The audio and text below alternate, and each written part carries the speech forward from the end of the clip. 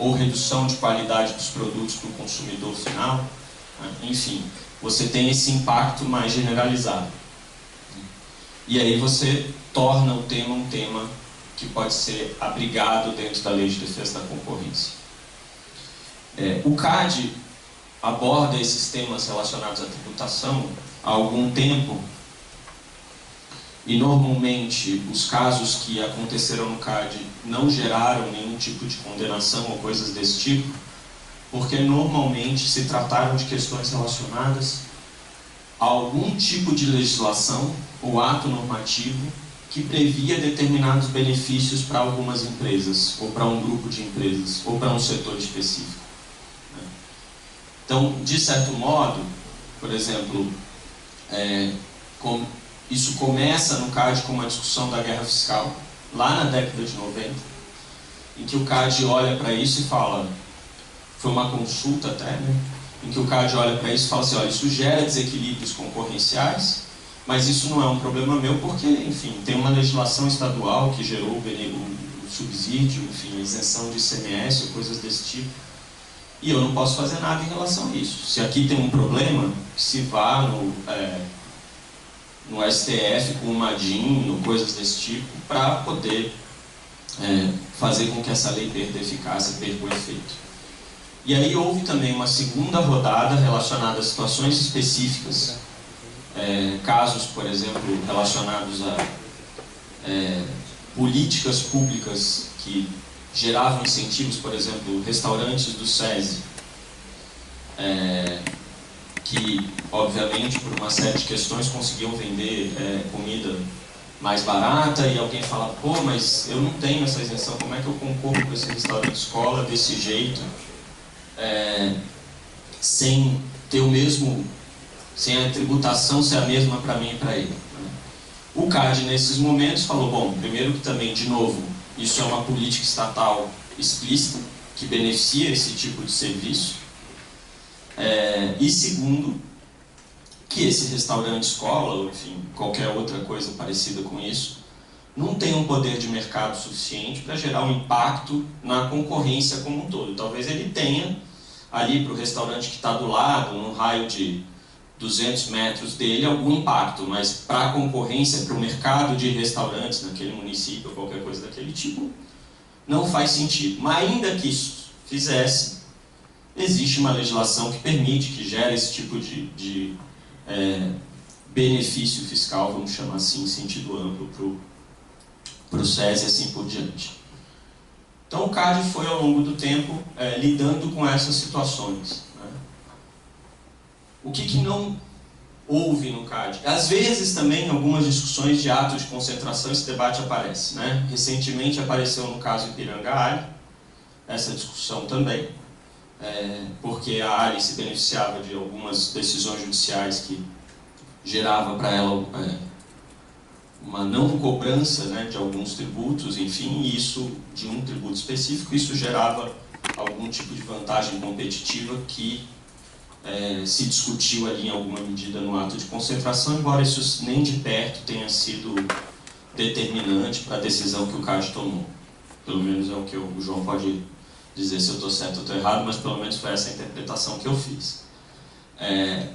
E aí a grande questão bom, primeiro, existem possibilidades, existem situações específicas em que nós não estamos falando de leis, de atos normativos que geram benefícios, mas em que uma empresa, quando sistematicamente não paga seus tributos, usando o linguajar recente do Supremo, né, já se caracteriza uma macrodelinquência tributária. Nesse tipo de situação, há hipóteses em que isso pode ter um efeito na concorrência como um todo, e isso pode ser tratado como um ilícito da perspectiva da Lei de Defesa da Concorrência, e não só uma questão de concorrência desleal. Esse debate foi o debate que o SEDES encampou recentemente, me pediu para que eu ajudasse no desenho de uma...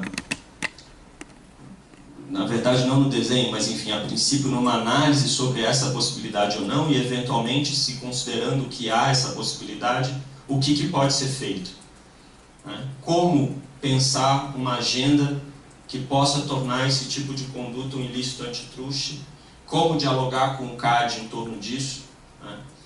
E essa é a agenda de pesquisa que eu vou rapidamente mostrar para vocês, para a gente poder iniciar o debate e depois a gente voltar em alguns pontos específicos, se for o caso.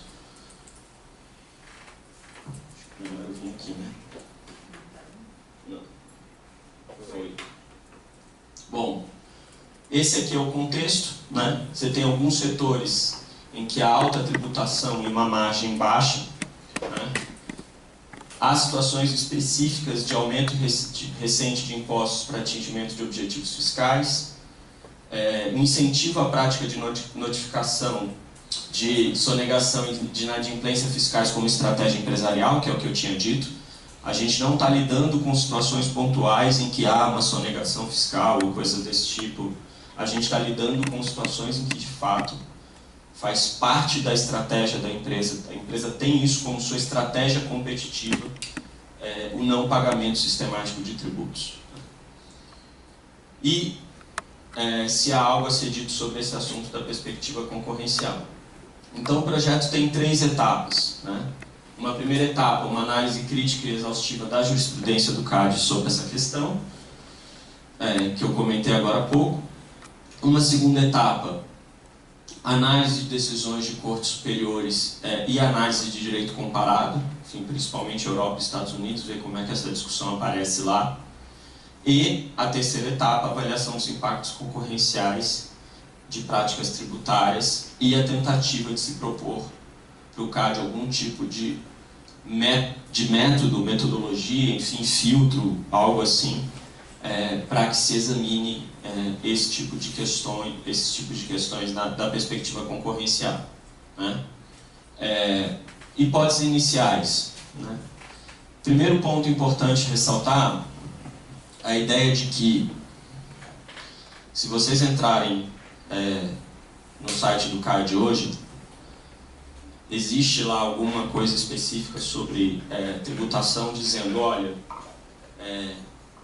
eu não digo que isso aqui não pode ter efeito, mas isso não é problema meu, né? Existem outros órgãos com competências específicas para lidar com esses temas, ainda que isso possa ter algum efeito difuso da perspectiva do direito da concorrência. Aqui é um ponto interessante ressaltar, porque no fim o CAD escolheu isso como uma política.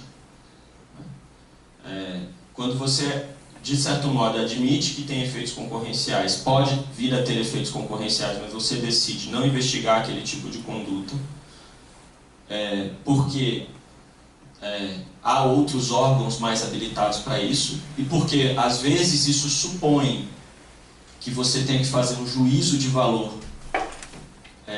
sobre aquela prática tributária específica, né? Como é que o CAD vai dizer que ali tem um ilícito concorrencial sem ele dizer antes que tem um problema tributário, né? O que ocorre é que o CAD faz isso em outras situações, né?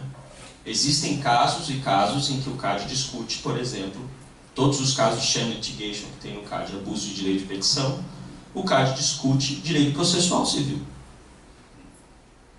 E o CAD discute se houve abuso de petição do ponto de vista do direito processual. Se a ação contra aquele concorrente que foi impetrada no judiciário não tinha nenhuma base objetiva razoável. E normalmente essa ação que é impetrada contra outro concorrente não diz respeito a temas concorrenciais. Por exemplo, direito patentário. Alguém está abusando do direito de patente. Eu preciso avaliar o que se está abusando ou não do direito de patente para depois eu ver se tem um ilícito antitruste ali. É um pressuposto. Alguém está não só abusando do direito, aí nesse caso não só abusando do direito de patente, mas abusando do seu uso e estendendo o seu uso para outros mercados, como o caso Alfap, por exemplo, que o CAD abriu com base nessa perspectiva, assumindo, né? E o CAD em nenhum momento tomou uma decisão, olha, isso aqui é um problema de propriedade industrial, isso aqui quem tem que resolver é o INPI, não sou eu. O CAD em nenhum momento tomou essa decisão. Ele vai lá e assume o pressuposto e vai, e analisa. Claro que ele faz isso, muitas vezes, tendo em vista que ele está olhando para uma conduta que potencialmente tem um efeito anticompetitivo. Mas, muitas vezes, ele analisa esses pressupostos como eu mencionei para vocês. O CAD poderia ter tomado essa mesma decisão, por exemplo, em relação a cartéis e licitações. O CAD poderia ter dito, olha, tá, teve um cartel, mas tem a CGU, tem o Ministério Público, tem um monte de gente aqui olhando para isso, por que eu vou olhar? Isso aqui é fraude em licitação, deixa eles olharem, eu vou olhar, não vou olhar para esse tema. Mas o CAD não fez. O CAD olha, investiga, condena, faz acordo e assim por diante. Então, no fundo, existe uma decisão de política pública por trás, né? E aí a grande discussão é, vale a pena fazer esse diálogo com o CAD, tentar esse convencimento em torno dessas agendas ou não, né? Obviamente, o pressuposto aqui é de que vale a pena a discussão, é de que vale a pena tentar entrar nesse debate, né? Outro tema relevante, né?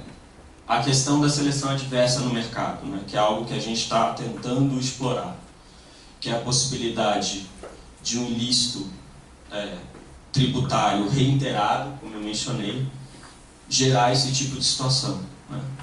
Uma empresa que entra no mercado, ganha market share muito rápido porque não paga tributos sistematicamente. Que efeito que isso tem no mercado? A princípio alguém pode dizer, para o consumidor,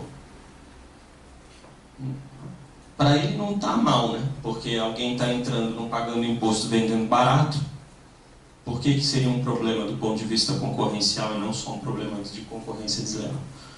E aqui é um ponto que se deve explorar. Muitas vezes esse tipo de situação pode levar a barreiras de entrada no mercado, pode gerar uma situação de perda de qualidade dos produtos, porque os concorrentes que estão no mercado e que não querem deixar de pagar os seus tributos, eventualmente podem cometer outros ilícitos para baixar os seus custos. E esses ilícitos podem ter impacto na qualidade do produto. Como que fica esse tipo de situação? E aí você tem um impacto no consumidor. E a questão recente que a gente tem de alguns reconhecimentos, a partir do artigo 146A da Constituição e agora dessa decisão do STF, no caso American Virginia, de que a inadimplência tributária reiterada pode possuir efeitos ou possui efeitos anticompetitivos.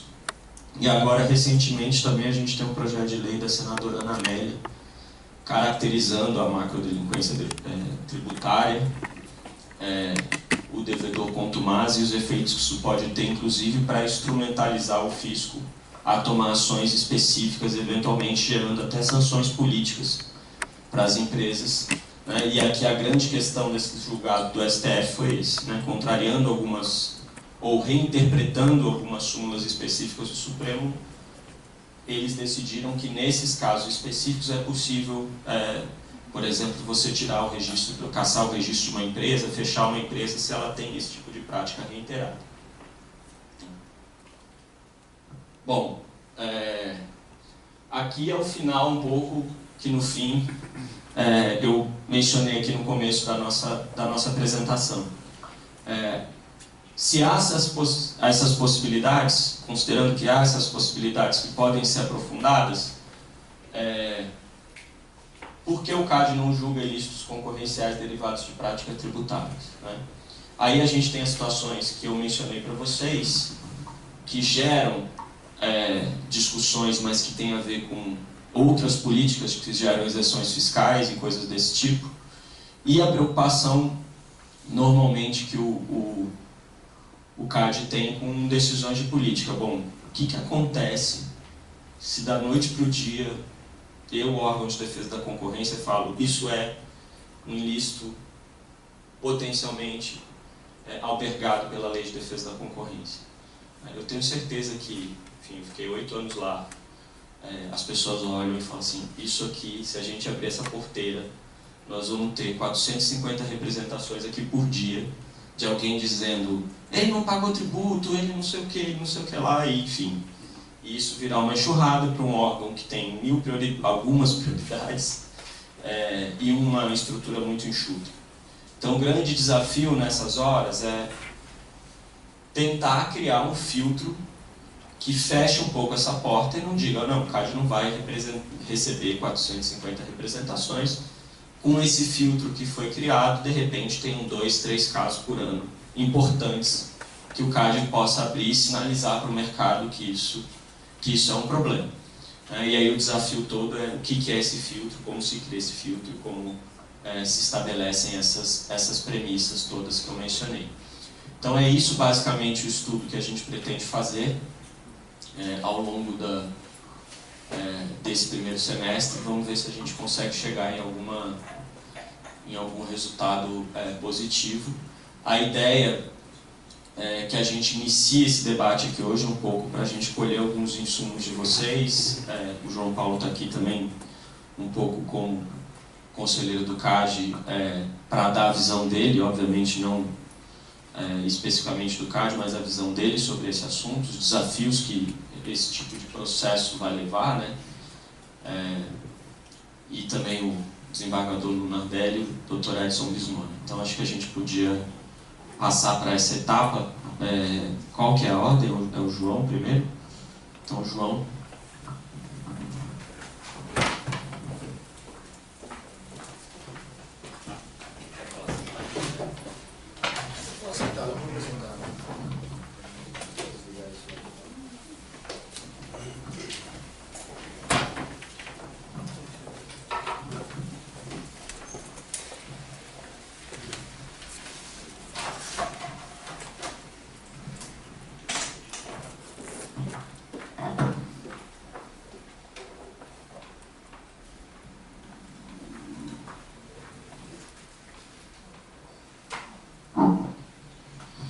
Bom, gente, bom dia a todos. Peço licença para falar sentado, não em pé, não sei qual que é o padrão aqui, mas anotei uns tópicos no computador para facilitar o raciocínio. Acho melhor não fazer por meio de uma apresentação, acho que fica mais aberto, mais livre para a gente, inclusive, fazer perguntas, discutir perguntas e respostas. Agradeço o convite para estar aqui, acho um tema interessantíssimo de se discutir. Vim, inclusive, muito imbuído nesse espírito de discutir abertamente essa questão. Então, portanto, agradeço aí ao Vinícius e o pessoal do SERES pelo convite.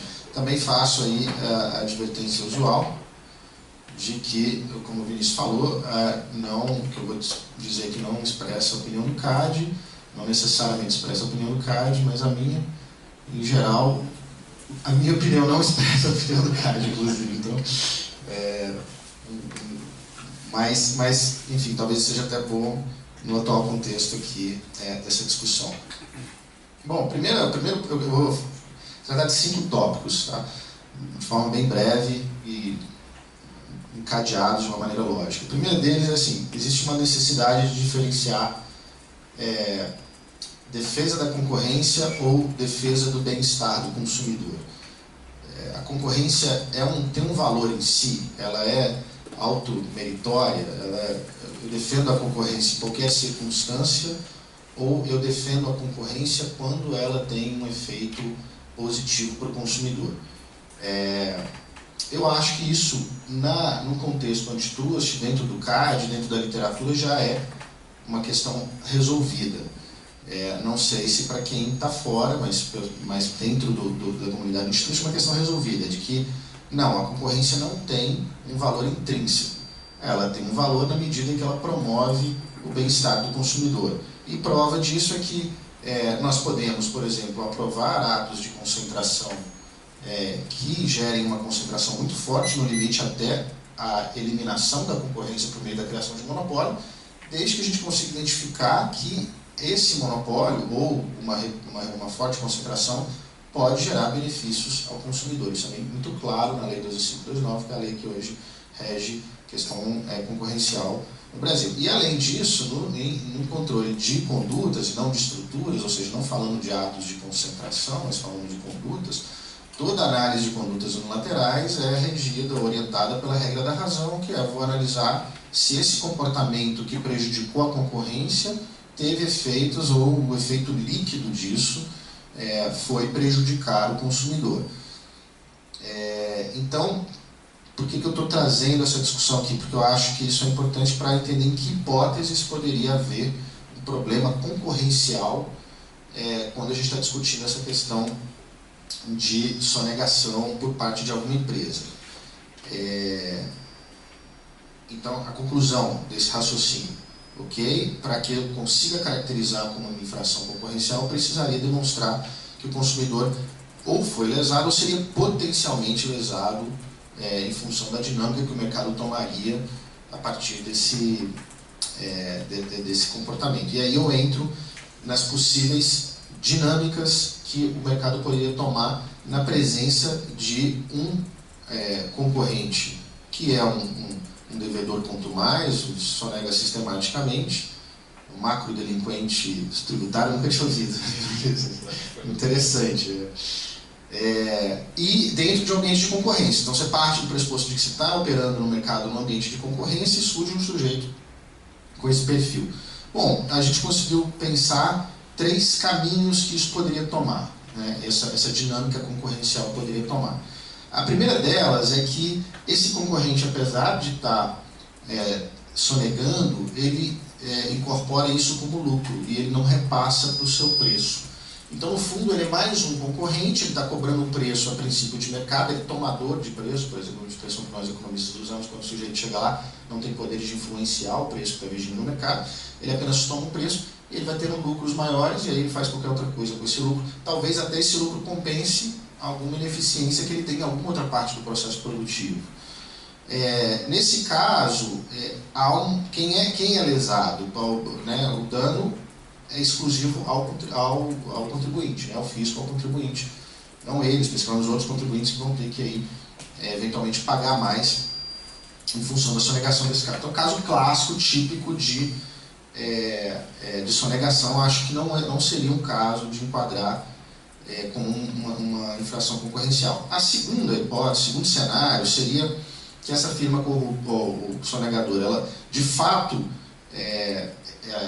reduz o seu preço, repassa isso para o preço do produto, e aí nós temos 2 possibilidades: ou as outras firmas não copiam, ou elas copiam, né? Então, se elas copiarem esse comportamento, né, o que vai acontecer? Provavelmente todo mundo vai sonegar, o preço vai se reduzir, porque está todo mundo repassando para o preço. Então, primeiramente, você tem um efeito, um fenômeno, que foi o Vinícius adiantou, de seleção adversa, né? O processo concorrencial do mercado acaba selecionando as empresas que são as sonegadoras, são ineficientes. Então, em vez de... qual que é a lógica de um mercado, né, em concorrência? É você fazer uma seleção dos mais eficientes. Quem é mais eficiente vai ficando, quem é menos eficiente vai saindo do mercado, ou por falência ou por aquisição. Parecido com uma lógica de seleção natural. O que a gente chama de seleção adversa na economia é quando a dinâmica do mercado, por alguma falha de mercado, leva à seleção dos piores. Então, o que aconteceria nesse caso é você teria um mercado em que todo mundo sonega. Que é semelhante, inclusive, ao processo político, né? Se for pensar assim, o processo político as pessoas perguntam, mas como é que é possível? Todo mundo é corrupto. Não, é que para você estar no jogo no longo prazo, você teve que fazer parte daquilo. Então, ou você sai ou você faz parte. Dá uma outra perspectiva, inclusive, da questão. Bom, mas aí nesse caso, há prejuízo ao consumidor? Essa que é a grande questão. Ou há potencial prejuízo ao consumidor? A princípio, se for só esse o problema, se todo mundo sonega, mas no meu entendimento, se as participações de mercado se mantêm estáveis, não tem ninguém ganhando com isso, no fundo o consumidor está sendo beneficiado. Ele especificamente, ele está comprando o produto por um preço menor do que o custo que aquele produto teria se ele incorporasse todos os seus custos, inclusive o tributário.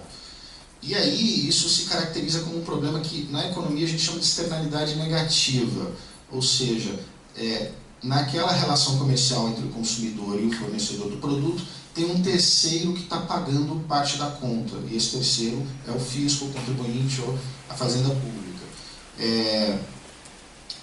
Esses casos de externalidade negativa não são casos que você entende que o consumidor do mercado é prejudicado. Você tem uma perda de bem-estar da sociedade, essa perda, você consegue demonstrar isso por teoria, é maior do que o ganho que quem está naquele mercado recebe, então você tem um prejuízo líquido para a sociedade, mas em todo caso de externalidade negativa, quando alguém, por exemplo, uma indústria solta o rejeito do seu processo industrial dentro do rio, ou não instala um filtro numa chaminé, o consumidor é beneficiado. Num ambiente de concorrência, o consumidor é sempre beneficiado, o consumidor daquele mercado é sempre beneficiado. E outros são lesados, ou meio ambiente, ou enfim, terceiros. Caso clássico de externalidade negativa, também me parece que não seria difícil enquadrar isso como uma infração concorrencial. Porque aí você pode pensar, mas no futuro, mas por enquanto você não tem nenhuma sinalização de que potencialmente no futuro algo vai acontecer que vai mudar essa realidade. E eu acredito que é até comum que isso aconteça no mercado, e acredito que isso tende a ser o cenário mais provável. O cenário mais provável é que vão ficando no mercado as empresas que estão dispostas a cometer esse tipo de irregularidade. Agora, tem um terceiro cenário, que eu acho que é o que o ministro estava se referindo, que é essa firma, que é um devedor quanto mais, um sonegador quanto mais, ela começa a ganhar participação de mercado em detrimento das outras. Tá? Como é que uma empresa pode ganhar participação de mercado? Ou ela adquire uma outra empresa, que, enfim, quando ela está lá sonegando, ela está ganhando,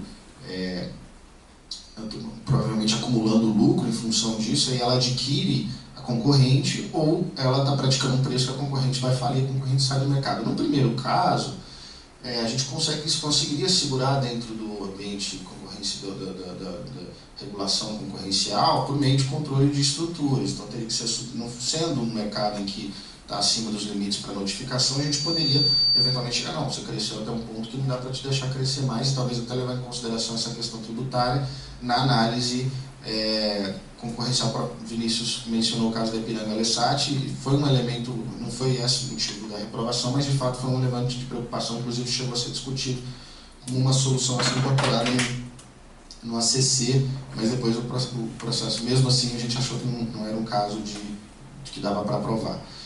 Então, por controle de concentração, de estrutura, daria para fazer. Agora, e quando as empresas começam a sair do mercado, começam a falir, e essa sonegadora, quanto mais, vai ganhando participação de forma contínua? Aí sim, eu acho que nós teríamos um potencial espaço para explorar, do ponto de vista de infração concorrencial. E o que é que que a gente teria que demonstrar? Assim, só de forma mais geral, dentro dessa linha de agenda de pesquisa, e aprofundando. Bom, primeiro você teria que demonstrar que, de fato, aquela empresa é um sonegador contumaz, é um devedor contumaz, que há uma sonegação sistemática. Tem alguns desafios em relação a isso. Vou até tocar rapidamente aqui daqui a pouco. Segundo, você tem que demonstrar que houve ganho de mercado ao longo desse período em que não só que ela tem poder de mercado, que ela está acima dos 20%, mas que houve um progressivo ganho de mercado. E aí um terceiro ponto, que talvez seja o mais desafiador, é que você teria que demonstrar que esse ganho de mercado se deu em função da sonegação. E isso é mais difícil de fazer. Por quê? Porque vamos supor, por exemplo, um caso hipotético. A empresa, ela, ao mesmo tempo, é uma sonegadora quanto mais, e ela é muito eficiente em outro aspecto. E ela pode estar alegando assim, vamos hipoteticamente sua defesa. Não, que a sonegação, estou discutindo com a Receita, estou provisionando isso lá no meu balanço, para um dia se eu perder na discussão com o fisco eu tenho que pagar, eu estou ganhando porque, olha, eu sou mais eficiente, eu tenho uma tecnologia diferente, eu tenho uma gestão melhor, não sei o quê. Aí começa a ficar desafiador. E uma quarta coisa que eu teria que demonstrar que há barreiras de entrada nesse mercado, de modo que no momento em que eu excluir todos os concorrentes do mercado, eu consigo ganhar como um monopolista ou um semi-monopolista, algo muito próximo disso, durante um tempo para compensar. Por quê? Porque se não tiver barreiras à entrada, no momento em que eu resolvo a questão fiscal, outros voltam muito rapidamente. Tá? Aí tem uma parte de como enquadrar isso na lei, né? Então, assim, essa é a questão econômica da situação, né? O problema econômico e como enquadrar. Em que hipóteses a gente poderia considerar que é um dano concorrencial?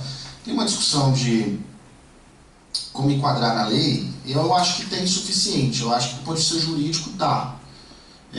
Tem um dispositivo lá que, enfim, a lei ela traz 4 incisos, tipo, comportamentos que poderiam fazer o quê? Um deles é dominar mercado relevante de bens ou serviços, exceto se por eficiência. Então eu acho que dá para enquadrar aí. E até mesmo, se você quiser usar aquele do parágrafo 3º lá da lei, do artigo 36 da lei, que você tem um rol exemplificativo de condutas, eu acho até que dava para enquadrar aquele ali que é muito parecido com preço predatório, né? Que é você vender mercadoria ou prestar serviços injustificadamente abaixo do preço de custo. A interpretação hermenêutica seria, bom, o custo deve incorporar o custo tributário, você está vendendo um preço abaixo disso, então acho que legalmente daria para enquadrar e daria para estender a competência do CAD para isso. Vislumbro alguns problemas para implementar, né? E aí a questão que o Vinícius trouxe.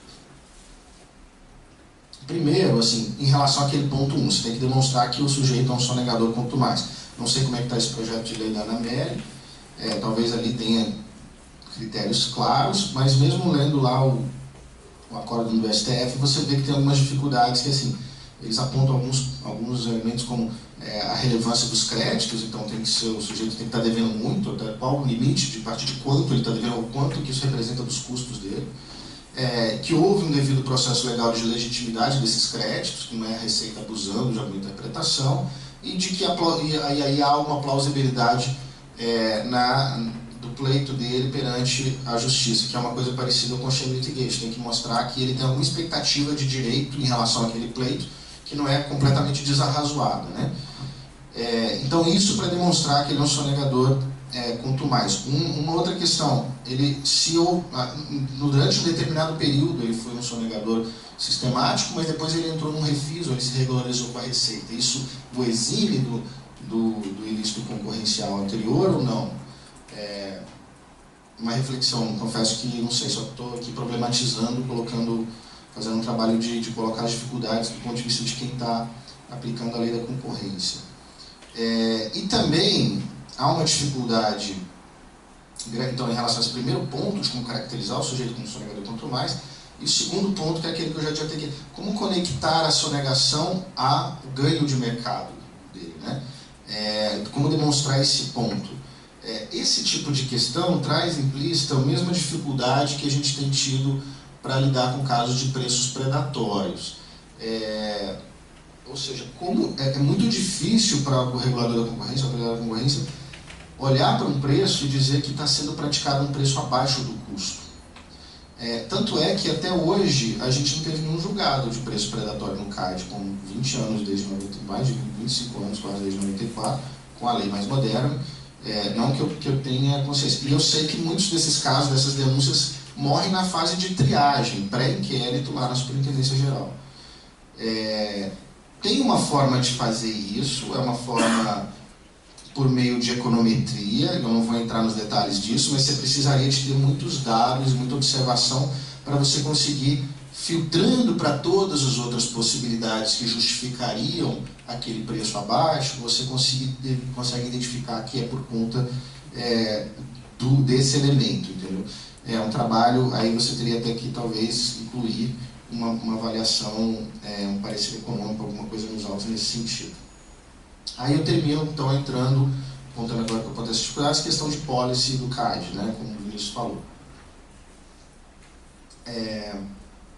Uma estrutura muito enxuta, a gente tem 200 funcionários, 100 e poucos na área fim, para uma competência que vem crescendo ao longo dos anos, né. Parte disso até por culpa do Vinícius, culpa boa, bem no sentido de que, de fato, a gente tem entrado em coisas muito importantes, mas eu tenho a sensação de que a estrutura não tem acompanhado esse aumento demanda de trabalho, né? Como eu já falei publicamente em outros eventos, o Vinícius até tocou nisso aqui, eu, por exemplo, sou um dos que defendem que o CAD não deveria estar mexendo com cartéis e licitações, porque eu acho que você tem uma estrutura de, só no governo federal, quase uma dezena de instituições que lidam com isso, e nos governos estaduais, a replicação dessas estruturas de CGU, TCU, Polícia Federal, Ministério Público, AGU, até o Tesouro faz análise de questão de licitação. Então, por uma questão de policy, acho que o CAD não deveria estar entrando nisso, deveria estar focando seus esforços naquelas infrações que são puramente concorrenciais e que ninguém mais processa. Mas há um comando legal, portanto isso só poderia ser feito se houvesse uma alteração legal que nos eximisse disso, claro. Tem perfeito entendimento, acho que por enquanto deve continuar. Mas, por exemplo, essa pauta da Lava Jato é uma pauta que toma muito tempo e energia do CAD. E aí entra a questão, bom, se eu vou... o Vinícius trouxe aqui, poxa, vão entrar lá 450 casos por dia de sonegação, e aí o CAD vai ficar completamente afogado com isso. Mas por que só sonegação também? Veja, o que você está... A gente está... Tudo bem, o tema aqui da discussão é tributário e concorrencial, mas eu acho que teve um artigo do professor Grandino que ele fala de direitos trabalhistas, se você tiver não pagando algum direito trabalhista ou explorando seus trabalhadores assim, abuso de propriedade intelectual. Mas você pode ter, de alguma forma, qualquer custo que é reduzido de uma maneira, vamos dizer, ilícita ou indevida, poderia ser trazido como argumento: o sujeito faz gato na energia elétrica. E aí, com isso, ele consegue ter um preço menor e repassar isso para o consumidor. Eu falo isso porque eu conheço um caso específico. Então, não seria também... Ou seja, aquele problema da externalidade negativa. Ou o lado ambiental, o sujeito não cumpre as normas ambientais. E aí eu teria também... Aí eu preciso de uma forma de caracterizar esse infrator e isso gerando um ilícito concorrencial. Então, eu acredito que é possível... acredito que o número de casos é limitado, deve ser, inclusive por isso que você falou, Luiz. Eu acho que há um enorme desafio pela frente, a gente teria que conseguir de fato pensar um filtro que desse conta de todos esses problemas para isolar só os casos que eu tenho claramente um problema concorrencial e não afogar o CAD com mais um tipo de demanda que é justa, eu acredito, eu particularmente acho muito meritória, mas é aquela discussão, assim, temos que saber exatamente até onde abrir a porteira. Quanto que a gente abre da porteira? Só um pouquinho, talvez. Então eu encerro aqui e agradeço a todos por...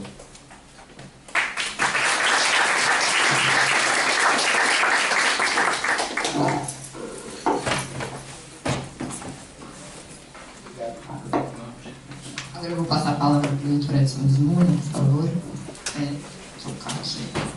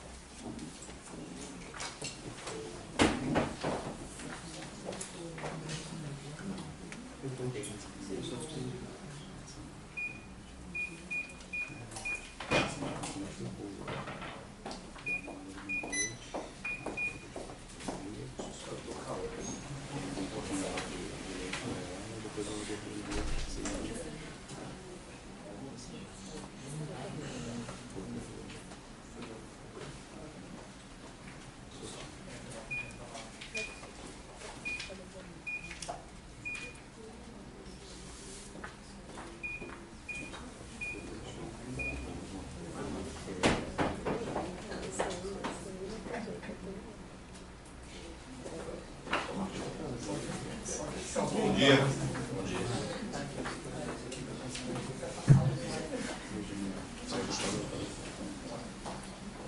Bom dia. Queria inicialmente agradecer a oportunidade do professor Grandino, Vinícius, que é o ético, de participar desse debate importantíssimo sob a ótica daquilo que o nosso instituto defende, que está na nossa missão. O Ético tem desenvolvido há 15 anos diversas iniciativas, sempre no sentido de compreender um valor intrínseco do ser humano e que tem uma repercussão direta também na área concorrencial. E nós falamos em ética concorrencial e defesa da legalidade como fundamentos da convivência e que incentivam o desenvolvimento de qualquer país. Se vocês forem analisar os países desenvolvidos e começar a cruzar dados de IDH, de respeito à lei, da ética, vocês vão verificar que os países que defendem a ética como um procedimento e que não precisa de muita análise filosófica, o ser humano só está aqui hoje porque conseguiu estabelecer algumas regras de convivência, senão não existiríamos, certo? Nós temos que ter aí princípios, valores que fortalecem a convivência humana. Sem ética, sem lei, não existe convivência. E aí é um valor maior. Eu quero chamar a atenção para esse valor maior. Nós temos que avaliar a nossa conduta, inclusive, especialmente empresarial, com base nesses valores de ética, de defesa da lei. Se o mercado se coloca, eu quero ver a minha vantagem mais imediata, eu consumidor, eu estou ganhando com isso, dane-se o resto. Então, se eu consigo obter um produto a um valor mais baixo, não importa se não pagou imposto, não importa se usa mão de obra escrava, não importa. Essa é o que se pode chamar de mais brutal do capitalismo selvagem. Eu vou obter vantagens independentemente de qualquer outro valor. Eu vou conseguir ganhar mercado. Meu consumidor, no primeiro momento, vai estar satisfeito, porque ele está obtendo recursos, com menos recursos, o objeto que ele quer obter. Então, eu acho que é importantíssimo chamar a atenção para esse dado, né? Porque isso tem uma repercussão muito forte, e especialmente para as empresas que compõem o ético. Por quê? Porque eu estou falando de três setores que são altamente taxados: bebidas, cigarros, combustível. Esses setores são altamente taxados. E aí qualquer perversão nessa situação do pagamento de impostos, ele repercute imediatamente na viabilidade de toda essa estrutura de negócio, de empresa.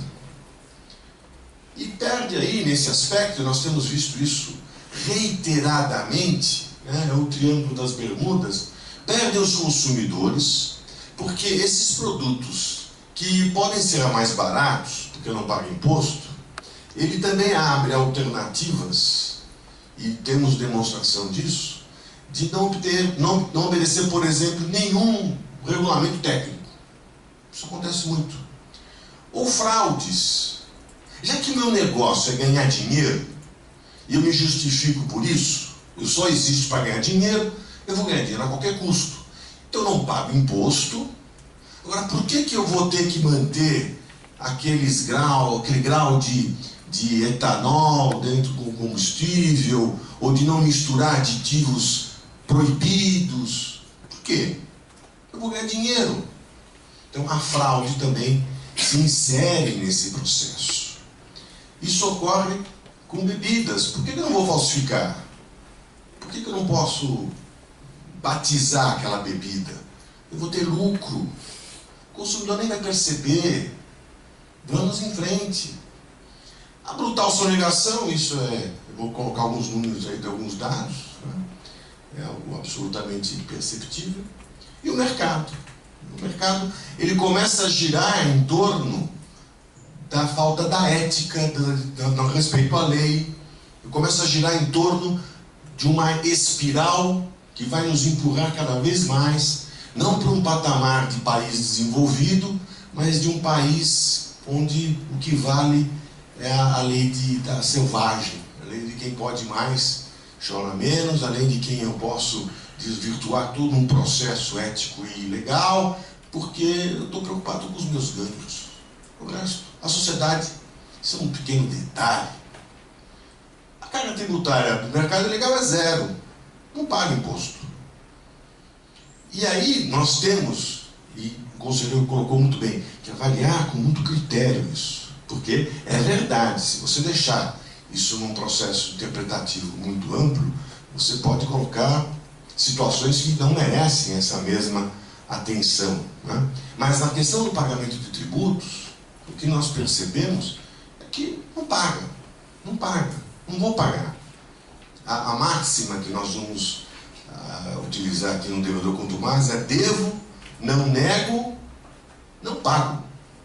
Simples. E todos os procedimentos são feitos para não pagar tributos. Toda a discussão administrativa e depois leva para o judicial é para não pagar tributos. Eu quero empurrar ao máximo. E no momento limite, em que eu vejo que a situação naquele CNPJ é impossível de sustentar, não tem problema, fecho a porta, eu já estou com a instalação pronta com outro CNPJ. Os atos da Receita Federal demonstram isso. Inúmeras situações, aquela América Virgínia, por exemplo, você vai no limite, aí a Receita te avisa: olha, eles já vão pular para outro CNPJ. Chegou no momento que eles vão pular. Pode aguentar, esperar que isso vai acontecer. E acontece. E eles começam tudo de novo. Como se nada, aquele passado ficasse. E aquele dinheiro nunca mais vai ser recuperado. Essa é a situação que demonstra a urgência de termos mecanismos efetivos, eficazes, para combater essa prática. Porque eles já se acomodaram com as discussões administrativas, todos os refis, e depois levam isso para o judiciário, e vão discutir teses maravilhosas. Vai discutindo. Vamos lá, o judiciário vai ter que enfrentar isso daqui 15 anos. E aqui eu estou ganhando no mercado. E aqui eu estou ficando bilionário. Nós, as empresas formais e legais, essas têm esse pequeno empecilho, né? É muito difícil, conselheiro presidente, se chegar a essa situação de todas as empresas entrarem para a não sonegação. Porque todas elas, aquelas que pagam impostos, elas são conhecidas, elas são formais, elas têm patrimônio, elas têm uma história, elas têm tudo que leva a entender que isso é necessário. A empresa precisa ter seus mecanismos e vai ter que pagar imposto e acabou. Não tem como fugir. As empresas conhecidas, com patrimônio, não tem. A lei vai valer para elas e para os seus administradores, né? Isso cada vez mais é uma evidência. O Ético tem feito, desde a sua fundação, em 2003, junto com a FGV, um índice de economia informal. Esclarecer.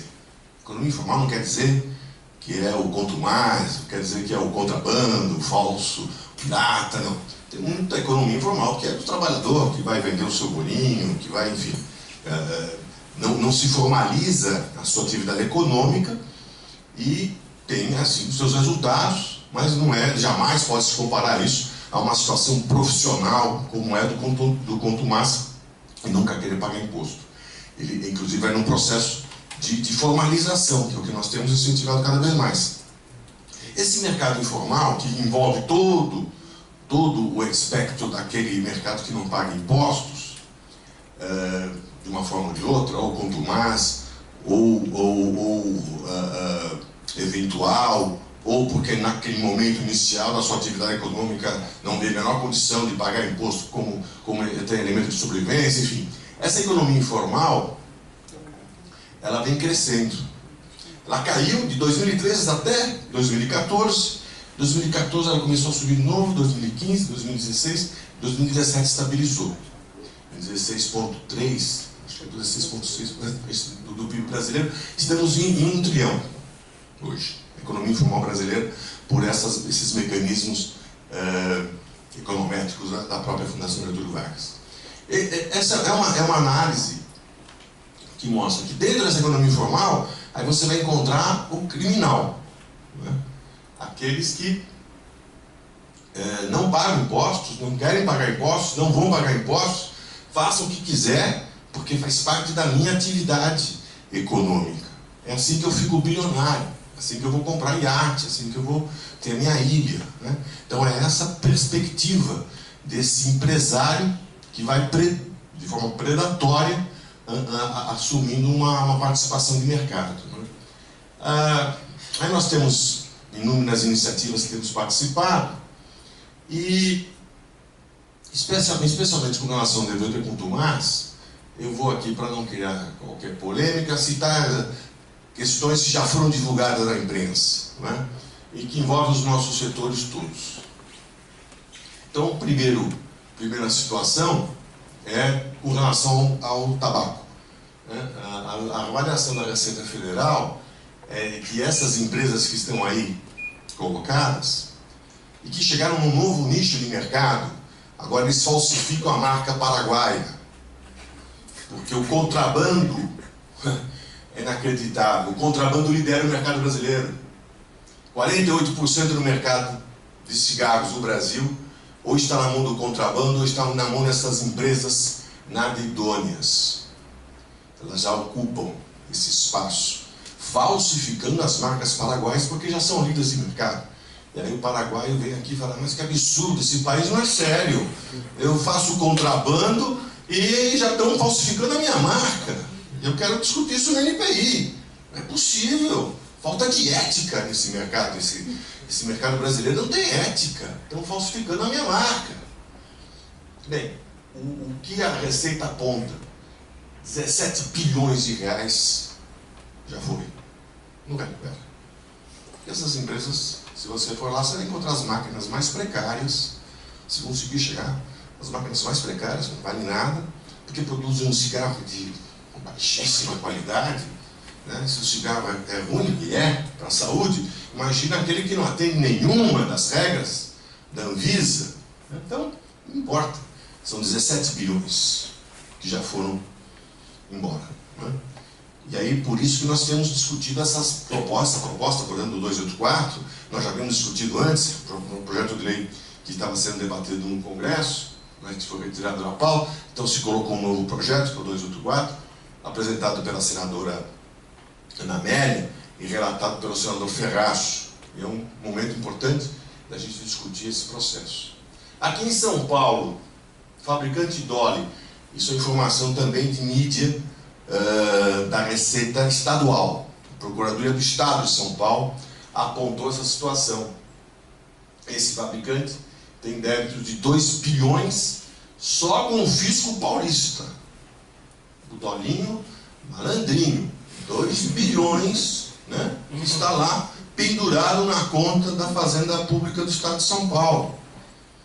E combustíveis, aí é 2 bilhões ao ano. 2 bilhões ao ano. Quem que está por trás por nada do combustível? Nós já sabemos, isso é conhecimento público, que temos já estruturas altamente sofisticadas, criminosas, que estão ocupando espaços de postos de gasolina, né? Aquela sigla bem paulista, já tomando conta de várias partes do mercado, porque alta liquidez, né? Então é importante, é um mercado interessante. Então o comércio de combustíveis já aponta esses dados de 2 bilhões de reais. Isso já está tudo na cifra do bilhão. Nesses setores, bebidas, combustível e cigarros, as coisas ocorrem na cifra dos bilhões. Aí por quê? A carga tributária desses produtos, né? Que é claro, evidente, o cigarro é altamente tributário em qualquer país, menos no Paraguai. O Paraguai é 16%. Acho que é o mais baixo imposto do mundo. É o cigarro paraguai. Por um acaso, o presidente do Paraguai é o dono da maior fabricante de cigarros do Paraguai. Uma mera coincidência, né? É um bilionário paraguaio, mas lá o imposto é 16%. Aqui, em alguns estados, São Paulo, por exemplo, já está em 82%. Você chamando os postos federais e estadual. A gasolina 56%, cerveja 55%, refrigerante 46%. Então, o ganho é imenso, né? Aí vem as decisões que foram aqui comentadas pelo professor Vinícius, né? Estamos diante da macrodelinquência tributária. E aí é que nós temos que ter foco. Concordo perfeitamente com o senhor Rezende. Se não tivesse foco, você abre uma porta e não tem controle. Então temos que ter uma roleta ali, né, que vai identificar quem pode entrar e quem não entra nessa condição. E o ministro José Peluso comentou nessa DI, né, não se trata de um caso tributário qualquer, trata-se de um caso singular em que o não pagamento do imposto pode comprometer a livre concorrência. O ministro Peluso fez essa avaliação. A nossa lei, né, no Sistema Brasileiro de Defesa da Concorrência, exatamente os casos em que é possível a gente ter essa avaliação de que teriam as questões concorrenciais aí inseridas, né, aumentar arbitrariamente os lucros, claramente isso se enquadra, e falsear de qualquer forma, prejudicar a livre concorrência ou a livre iniciativa, que é exatamente também o que nós podemos identificar no capítulo 36. As nossas propostas. A regulamentação do 146A, exatamente para dar essa tipificação mais precisa do que vem a ser devedor contumaz. Então nós estamos trabalhando nesse projeto de lei, que esse ano queremos que tenha uma tramitação mais célere. Podemos discutir no âmbito desse projeto de lei, talvez a inserção de algumas especificações. O professor Vinícius comentava isso há pouco. Estamos abertos para a gente poder participar dessa discussão. E para o contribuinte que deliberadamente não paga tributo, esse é o devedor contumaz, não é o eventual. Diz o professor Hamilton Dias de Souza, também temos o reiterado, porque tem questões que são teses, e que você defende aquela tese, você não paga aquele imposto, e aí você tem que depositar, você tem que dar aquelas garantias para a discussão daquele imposto, mas temos que diferenciar essas categorias do contumaz. E pelo que nós temos de experiência, é muito mais fácil identificar o contumaz pelo seu histórico. E aí você dá mecanismos para que o fisco possa agir de forma mais rápida, porque se não agir, o passivo, como nós vimos, ele é completamente perdido, já está no bolso do criminoso que está ocupando esse espaço. Então a nossa proposta é que a gente tenha essa análise, né, para que possamos inserir essa questão, que no caso aqui que nós estamos demonstrando, tem essa peculiaridade e que realmente está numa situação crescente de ocupação predatória da concorrência. Eu agradeço a atenção, já podemos passar a palavra então para o nosso desembargador. Obrigado.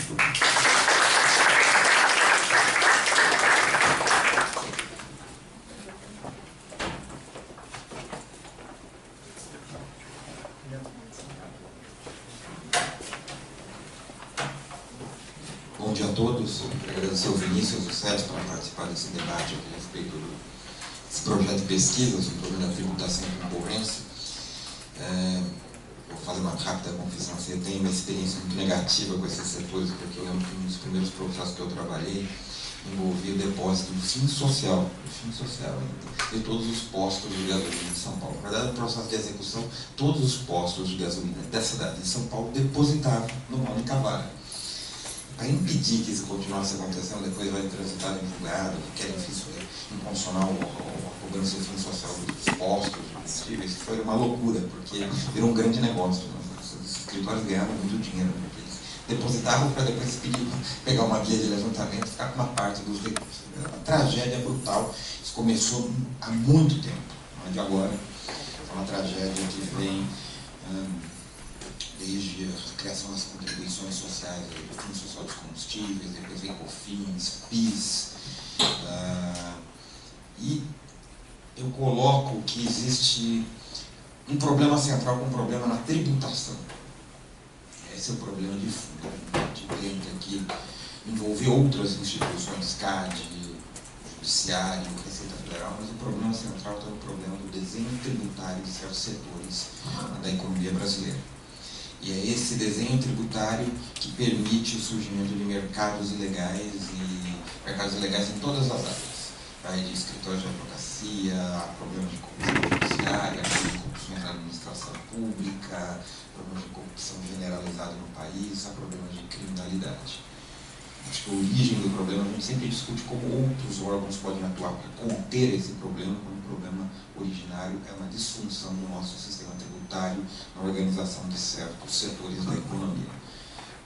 O mercado de combustíveis é um exemplo. Há 20, 30 anos se tenta corrigir essas distorções que a tributação gera nesse mercado e foi se corrigindo, melhorando gradativamente. Se nós olharmos retrospectivamente da tributação no âmbito varejista para a concentração na Petrobras, você inibiu muitas das práticas que se desenvolviam nesse mercado ilegal de combustíveis, ou nesse mercado da insegurança jurídica da tributação, que gera litígios liminares, que começou esse debate com liminares que as empresas que entravam no mercado obtinham para não pagar determinados tributos, as empresas tradicionais não faziam essa mesma discussão. Isso iam criando disfunções e disfunções e disfunções. Acho que o problema central está aí. Mas enquanto você não corrige, porque é muito difícil corrigir as disfunções do nosso sistema tributário, você tem que criar um mecanismo para inibir essas condutas desleais e desonestas, né? Ou essa que a gente chama a aplicação da chamada Lei de Gerson. A ironia do destino é que a Lei de Gerson surgiu de uma publicidade feita pelo Gerson com uma marca de cigarro, que depois foi deturpada, mas no fundo diz o publicitário que ele não queria estimular a malandragem, que a ideia de o importante é levar vantagem era você chegar na frente, não você utilizar-se de práticas ilícitas para obter vantagem na conquista de determinado mercado ou determinada posição social. Que depois um psicanalista falou que é a chamada Lei de Gerson, que se disseminou na sociedade brasileira. O importante é você levar vantagem independente dos métodos e da forma como você atua. Se é para sonegar, não tem problema sonegar. Se é para praticar uma infração da legislação administrativa ou trabalhista, o importante é você obter vantagem de maneira oportunista, ainda que seja em detrimento do mercado.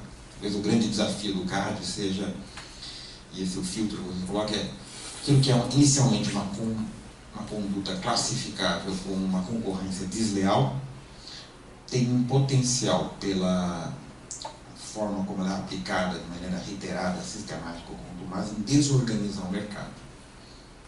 Como criar esse filtro para evitar que qualquer problema concorrencial decorrente de um problema de antisonômico que a legislação tributária produz, porque a legislação tributária produz tratamentos distintos entre os contribuintes e às vezes situações antisonômicas na tributação.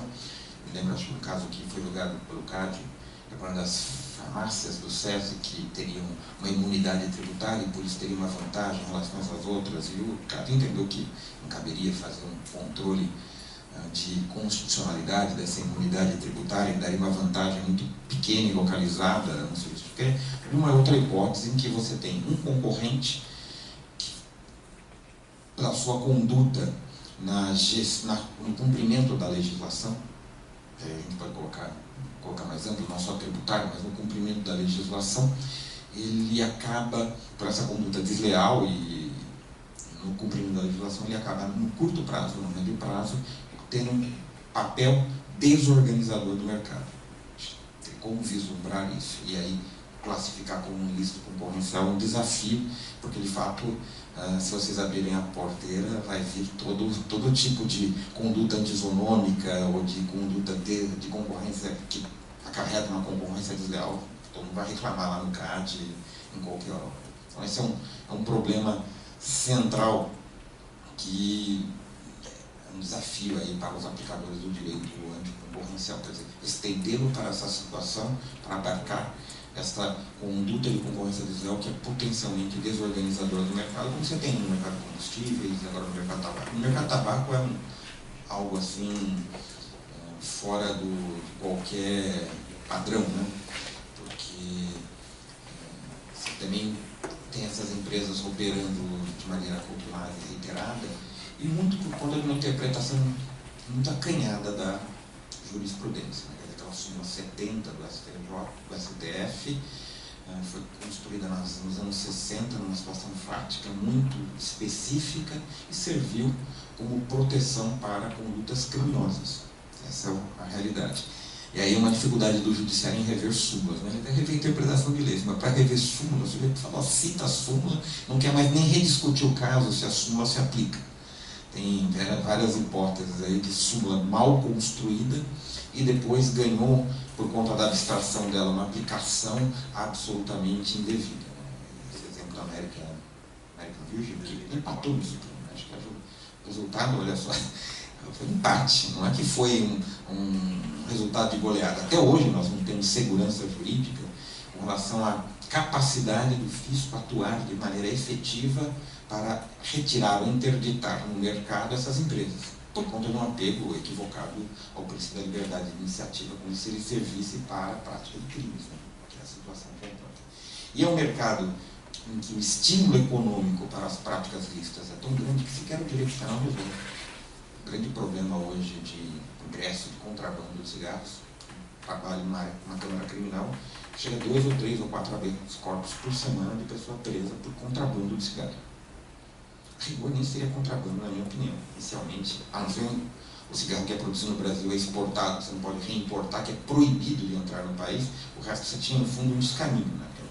Era a evasão tributária, você poderia importar aquele cigarro desde que pagasse todos os tributos, mas aí se criou uma nova jurisprudência até por conta disso, seria uma proibição relativa, como esse produto não teria sido aprovado na Anvisa, trazê-lo para o país seria o crime de contrabando. Isso para evitar que o sujeito se beneficiasse da ideia de insignificância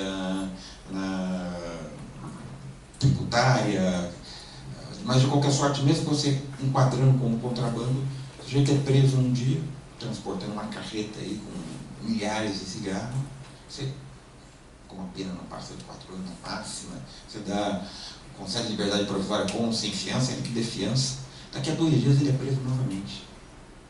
Ele paga a fiança, 10 mil reais, 15, 20 mil reais de fiança, sai no outro dia, está cometendo crime. É que você ainda seja condescendente, dê uma segunda liberdade provisória. A segunda oportunidade respondeu processo de liberdade, ele é preso pela 3ª vez. Aí ele fica preso, porque obviamente ele vira um profissional do crime, não tem como a reiteração delitiva justifica aí a prisão preventiva. Mas o mais contraditório é o seguinte, no Estado de São Paulo, gerando mais custos para o Estado, né? Ele vai ficar preso preventivamente, gerando custos de manutenção do sistema previdenciário, que não é barato. Previdenciário, o sistema penitenciário, o sistema penitenciário, que não é barato. Ele vai ficar preso durante respondendo o processo, depois vai ser condenado, provavelmente vai sair para cumprir a pena em regime aberto e com o risco de voltar a delinquir novamente. Isso porque, só fazendo um parênteses aqui, em São Paulo, o maior estado da federação, não tem tornozeleira eletrônica, que seria um meio de se controlar essa pessoa, evitar que, posto em liberdade, ele voltasse a dirigir um caminhão, buscar cigarros do Paraguai para cá. As coisas malucas do Estado brasileiro.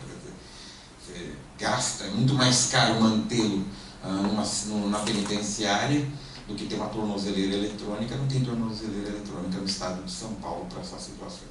Mas mostra assim, como é um problema que complexo e difícil, quer dizer, você não tem a legislação penal insuficiente para enfrentar o problema do contrabando de cigarro, porque a vantagem econômica é enorme.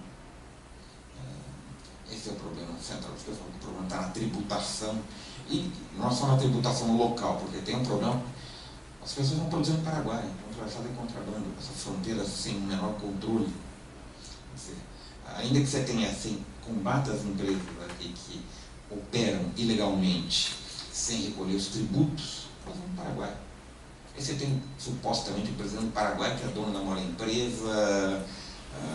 É um problema dificílimo por conta da legislação tributária. Por isso que eu falo que os órgãos, é necessário órgãos de repressão, de controle mais eficientes a essas empresas que atuam ilegalmente nesses setores, ou então órgãos de repressão e controle que fiscalizam as fronteiras com maior eficiência, mas é uma dificuldade muito grande de enfrentar o problema, porque o problema a gente não está enfrentando as causas, a gente está enfrentando, não diria assim, apagando, enxugando o gelo, né? Tentando punir uma empresa que venha atuar como devedora quanto mais, atuar como devedora, explorar oportunisticamente as falhas da legislação, as falhas dos órgãos de repressão, quando o problema central a gente não enfrenta.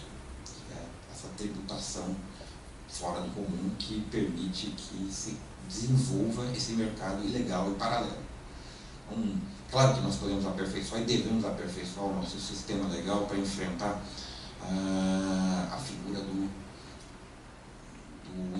o agente econômico adota práticas ilícitas, seja tributárias, seja em outra área, para atuar no mercado. Esse é um desafio dos órgãos, tanto da Receita Federal, quanto dos órgãos de defesa da concorrência, como outros órgãos de fiscalização do Estado. E também do Judiciário, de reinterpretar, às vezes, uma legislação, uma súmula que foi construída no passado com boas intenções e de maneira correta para preservar a liberdade de iniciativa, mas que hoje é aplicada de maneira acrítica e sem reflexão.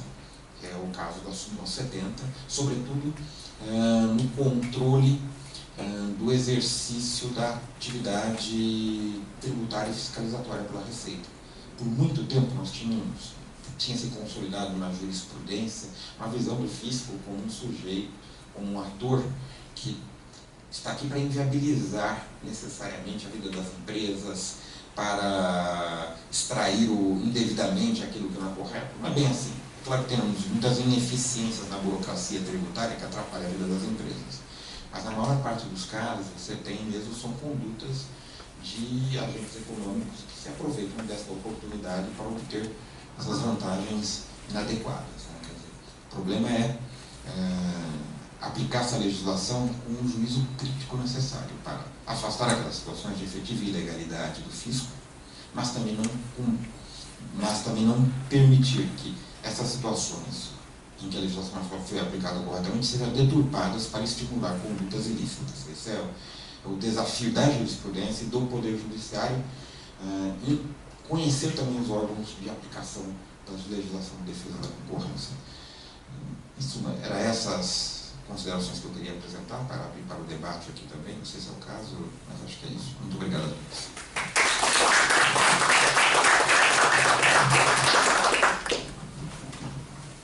Gente, acho que agora, enfim, a ideia era a gente poder debater um pouco todas as questões que foram colocadas pelo conselheiro João Paulo, pelo Dr. Edson, pelo desembargador Lunardelli, eventualmente por mim. E ouvir um pouco vocês, enfim, insights, questões, dúvidas, coisas que vocês acham que eventualmente seja interessante de ser abordado nessa pesquisa, ou não ser abordado também. Enfim. Ou, enfim, discussões meramente também sobre os temas, né? Concordo, discordo do que fulano Beltrame falou também, pode ser. Posso começar aqui? Pode. Eu acho que, em primeiro lugar, parabéns pelas 4 apresentações, foram muito elucidativas do tema que é difícil. E tem uma pergunta, uma questão que é do legítimo versus o ilegítimo. O questionamento de teses tributárias, como o colega comentou, como é que a gente diferencia o agente econômico que legitimamente está discutindo teses tributárias ou discutindo auto de infração ou o que quer que seja no Poder Judiciário, do devedor contumaz ou de uma figura que está já no âmbito do ilegítimo e do ilegal e que deve ser sancionado de maneira mais efetiva, mais, vamos dizer, direta. Como é que a gente, qual é a fronteira? Isso já está claro, não está claro? Onde nós estamos nisso? Quem é aqui? Quem se habilita?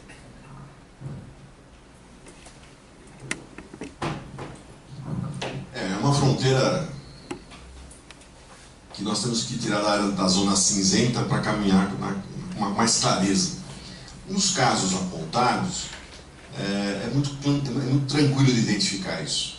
Porque você vê pelas discussões, não é que houve uma mudança no tributo e eu estou sendo autuado, mas eu entendo que eu não estou enquadrado nisso. Ou seja, são situações já muito bem sedimentadas, né, que o setor já está cumprindo. Ou seja, você vai verificar os temas que são debatidos, não há ali uma questão de fundo, né? Você percebe que é uma discussão sem fim, que eu vou procurar utilizar todos os mecanismos legítimos para justificar uma ação ilegal, né? A questão que o desembargador Landré colocou, sob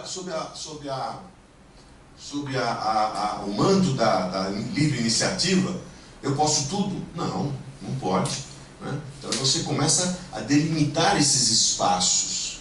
Então, na preocupação que o conselheiro João Rezende colocou, nós temos que ter um critério, nós temos que definir esses critérios de forma muito clara, muito precisa, porque você tem discussões absolutamente legítimas. Essas empresas todas têm discussões no âmbito judicial, administrativo, né? Há uma outra questão que está sendo debatida, cada vez mais as garantias para você poder levar a discussão em juízo são cada vez maiores, isso inviabiliza até muitas vezes. Grandes empresas já têm bilhões tendo que ser depositados para poder levar uma discussão. Chega uma hora e fala, não consigo mais, não tenho mais nem como discutir, porque eu tenho que garantir e tenho dificuldades para garantir esses montantes cobrados por conta de uma avaliação de uma determinada tese, que aí sim tem uma discussão em cima disso. Mas no caso que nós falamos do ponto mais, me parece que esse esforço é um pouco mais fácil, porque o volume é enorme de recursos e as teses não são teses inovadoras, são questões que já estão até superadas, mas que eu vou sempre procurando postergar. Então, eu acho que esse processo, nesses casos em que nós apontamos, fica um pouco mais fácil da gente conseguir delimitar adequadamente. Alguém mais quer comentar alguma coisa sobre esse ponto específico? Eu acredito que existe uma parceria muito forte entre o CAD e o MP, que facilita a percepção criminal, enfim. Nesses casos, seria interessante não só essa parceria, mas talvez criar um vínculo com a Receita, né? Até pelo fim do histórico, como foi dito, para identificar esses criminosos, né? Porque sem o histórico, você não consegue dizer se a pessoa só está atacando aquele caso específico ou se ela já está reiterando aquela ação, aquele tipo de coisa. Então, acho que seria uma base, né? Um início para criar esses critérios. Eu acrescentaria também essa revisão da súmula CPM. No caso do julgado do Supremo, eu olho assim, continuar repensando dogmaticamente como foi construída essa súmula, como ela tem sido aplicada, até para mostrar os equívocos da jurisprudência na interpretação desse instituto, é também uma necessidade, porque você tem mudanças legais, mas também mudanças culturais. Essas mudanças culturais você só faz, tem pouca produção. Produção centrada em mostrar as inconsistências da aplicação dessa súmula em múltiplas situações. Porque um precedente que impacta 5 a 5 mostra como o tema é mal refletido. Acho que do ponto de vista da cultura jurídica é necessário avançar muito na reflexão desse ponto. A crítica também da jurisprudência que se construiu de maneira deslocada, acho que, da realidade dos casos. Se discutiu abstratamente, olha, valor absoluto, importante, ninguém discute isso, mas no caso concreto, talvez não foi devidamente posto. Eu vou me permitir dar um pitaco também nessa história. Eu acho que esse desafio, talvez seja o primeiro passo e ele seja bem importante, assim, porque você, do ponto de vista da conduta anticompetitiva, você conseguir tirar do CAD o ônus, esse ônus vai sempre existir em alguma medida, né, João? Assim, o ônus de você dizer que aquilo de fato é um ilícito perante outra legislação, ou que há um abuso, ou qualquer coisa desse tipo, sempre que o CAD tiver uma conduta anticompetitiva mediata, né, que pressupõe o descumprimento de outra regra para que aquilo tenha efeitos anticompetitivos, o CAD vai fazer um juízo, vai ter que fazer um juízo de valor sobre a outra legislação. Esse é um debate teórico até profundo dentro da defesa da concorrência sobre limites, né? Enfim, até onde um órgão de defesa da concorrência pode ir. Nos Estados Unidos esse debate não existe tanto, porque como é o judiciário que decide, né, que faz o DOJ nos Estados Unidos, o FTC, leva casos para o judiciário. Ou faz acordo, ou investiga e leva caso para o judiciário. E aí o judiciário está lá discutindo, e aí o juiz pode dizer, tem um abuso de direito de petição aqui, e esse abuso tem efeitos anticompetitivos, mas ele é competente porque ele é juiz, para dizer que teve um abuso de direito de petição. Como é que você transporta essa tese de ilícitos antitrustes mediatos para o cenário brasileiro? onde você tem um órgão administrativo do Poder Executivo que julga esses casos. Esse é um debate bem interessante, porque o CAD tem feito isso. Eu lembro um caso que eu julguei até como conselheiro, que eu era o relator, que era um caso, acho que foi o primeiro caso de condenação de sham litigation no CAD, que era da Box 3, em que a gente teve que fazer um juízo no sentido de dizer, olha, a empresa não pode recorrer ao judiciário defendendo que esse modelo de programa de televisão que ela fez está abrigado dentro do direito autoral registrado na Biblioteca Nacional como o modelo dela. Era aquela discussão de modelos, aqueles programas de televisão tipo Polishop, que o cara fica vendendo facas guincho, essas coisas assim. E ele estava processando outras empresas que estavam fazendo programas de televisão mais ou menos com esse modelo. E dizendo, esse modelo é meu, porque eu registrei isso na Biblioteca Nacional. Não sei o que o cara falou, não, isso aqui não está albergado no direito autoral, você não tem nenhum direito sobre isso aqui. E condenando por sham litigation. Mas teve que se fazer um juízo que levou em conta um descumprimento de outra legislação, ou a não existência de um direito a ser pleiteado perante outra legislação. O fato é que o CAD faz. O fato é que o CAD faz. Aí a questão toda é como que você diminui o ônus do CAD para fazer essa avaliação imediata. Para distinguir como é que, quando eu estou lidando com uma situação de sonegação fiscal e quando eu estou lidando com uma situação de delinquência reiterada e tal. Eu acho que esse é um ponto da pesquisa também, assim, tentar mostrar para o CAD que tem algumas áreas em que aqui não tem discussão. Se você é uma distribuidora de combustível, você tem que pagar ICMS a mim. Pronto, está lá. Entendeu? Você tem que pagar. Você não paga ICMS durante 5 anos. E está lá. E assim, como o Edson mencionou, há muitos casos em que a empresa não nega isso, não. Não é que ela não fala que paga. Ela não nega que não paga. Então, enfim, a gente vai ter que conseguir, de fato, estabelecer esse primeiro... situações muito concretas em que você tem, como ainda que exemplificativas, que você tem claramente um problema tributário ali. Uma macrodelinquência tributária, que acho que no fim é o primeiro passo, do filtro, digamos assim. Uma segunda discussão é essa discussão sobre, o impacto que os tributos têm naquele setor especificamente. Acho que esse é um segundo ponto também. O terceiro ponto o João mencionou, que é demonstrar o nexo de causalidade entre o problema tributário e o efeito antitruste. E o outro, obviamente, que vem um pouco antes desse, talvez seja imediatamente antes desse, é mostrar que tem a seleção adversa. Porque, como o João falou, se todo mundo, o cara absorve o lucro, não repassa para o consumidor e fica tudo bem ali no mercado, o cara não paga imposto, ele absorve o lucro, os outros concorrentes. Aliás, nesse tipo de situação não tem nem concorrência desleal.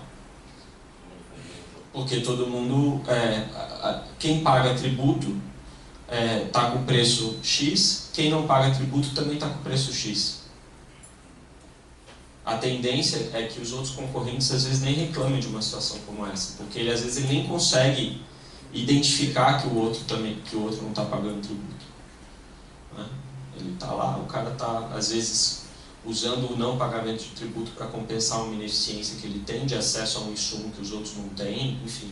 Tem uma série de explicações aí. Ou virar lucro mesmo. Ou virar lucro. Então a gente tem que conseguir, de fato, eu acho que é um desafio razoável, mas tem um espaço para a gente... eu, sinceramente, assim, às vezes eu acho que é mais... Não sei se o João concorda comigo. Eu acho que é mais fácil ou menos difícil mostrar que tem impacto concorrencial dada determinadas características do que convencer o CAD a abrir os processos, mesmo considerando que tem. Né? Porque a tendência, eu pelo menos vejo isso assim, tendência de o que isso aqui vai me gerar, essa preocupação que o João colocou, ela é uma preocupação do CAD mesmo. Então você precisa mostrar claramente que com filtro você vai pegar situações muito específicas que você vai conseguir ter um enforcement adequado e que você vai poder mostrar para a sociedade que aquele assunto, quando tem aquele problema, o CAD endereça com vigor, e isso gera algum incentivo para que as empresas em alguns setores não cometam os ilícitos. E é engraçado também esse ponto, porque o CAD pode dar sanções com base no ilícito antitruste, sanções que seriam consideradas sanções políticas nesse sentido da súmula 70. Né? Porque você pode proibir uma empresa que cometeu um ilícito antitruste de ter financiamento oficial. Você pode proibir uma empresa que cometeu ilícito antitruste de disputar a licitação. Né? Dependendo do caso concreto, né, João, você pode fazer essas coisas. Então, e dependendo da situação, isso pode gerar. Você pode mandar a empresa vender um ativo, né, por conta de uma conduta anticompetitiva.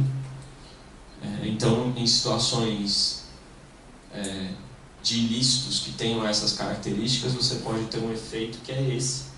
Não que vá necessariamente acontecer no caso concreto, mas seria uma discussão interessante. E a outra discussão que eu acho que é interessante é até que ponto, nesse tipo de ilícito mediado, que eu estou chamando, o judiciário pode aplicar a lei de defesa da concorrência. Né? Isso é uma outra discussão também que pode acontecer uma hora ou outra. Mais alguma coisa? Eu disse uma sugestão. Bom, eu tomei conhecimento desse projeto da Amélia em função dessas coisas até aqui. Ele traz, será que esse projeto de lei traz alguma especificação no sentido da pergunta do qual é ali? De separar o joio do trigo? Para trabalhar nessa. Os critérios para poder dizer, não, estou discutindo uma tese com a Receita e o outro uma questão sobre o BBB contra o mar. Talvez lá tenha já uma luz nesse sentido. Já caminhamos nesse sentido. E isso seria interessante, né? Porque se você tivesse uma lei prevendo exatamente o que você está chamando de delinquência reiterada, enfim, de devedor quanto mais, o que isso significa, seria bem interessante. Porque pode ter uma construção jurisprudencial sobre isso, óbvio, mas assim, tendo uma lei facilita bastante, né? E você falou da questão da receita. Aqui tem um ponto interessante. Você sabe que dentro do governo tem vários órgãos que têm dados sigilosos de empresa, né? O CAD é um deles. O CAD, quando ele faz um ato de concentração, analisa um ato de concentração, normalmente ele pede uma série de informações para as empresas, e essas informações vêm, que são informações que o CAD guarda em sigilo. Porque às vezes são dados importantes para a empresa concorrer no mercado, esse tipo de coisa, não pode ficar público. Né? Sei lá, por exemplo, quanto a empresa investe em marketing, quanto a empresa investe em P&D, questões muito específicas sobre a estratégia competitiva da empresa, custos, enfim, uma série de coisas que as empresas, uma série de informações contábeis e tal, que as empresas fornecem para o CAD, confiando que o CAD vai manter essas informações em sigilo. Eu lembro quando eu estava na Secretaria de Direito Econômico que eu queria ter acesso a uma série de dados que estavam na Receita. Né? E aí eu fui conversar, eles falaram, não, a gente dá acesso, se vocês derem acesso ao que vocês têm. Aí a conversa acabou no primeiro diálogo, assim, não foi para frente por conta disso. Isso de fato é um problema, né? Seria muito útil se a gente conseguisse. O que mais? Podemos seguir com a pesquisa, sim? Você autoriza, João? Sou eu. Não, legal. Então era isso, gente. Não sei se alguém tiver mais alguma questão para a gente debater. Não, tranquilo? Posso dar por encerrado então a sessão de hoje. Agradecer a todo mundo pela presença. Nossos queridos Lunardelli, Edson, João, obrigado. A Carla, que é a assessora do João, que eu descobri que é especialista em direito tributário, que provavelmente vai fornecer todas as respostas na hora certa para as minhas questões. Obrigado, gente. Até a próxima.